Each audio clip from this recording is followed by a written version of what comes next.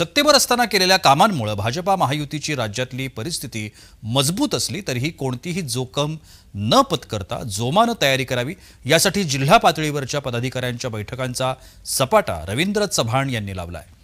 बोर्डी जिल्हा परिषद गटातील भाजपा महायुतीच्या प्रमुख पदाधिकाऱ्यांच्या बैठकीमध्ये ते मार्गदर्शन करत होते।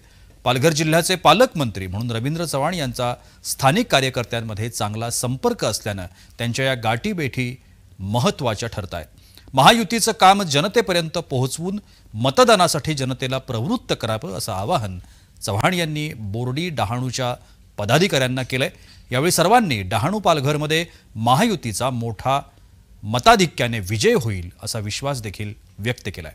बैठकीला भाजपा पालघर जिल्हाध्यक्ष भरत राजपूत तसंच इतर पदाधिकारी देखील उपस्थित होते।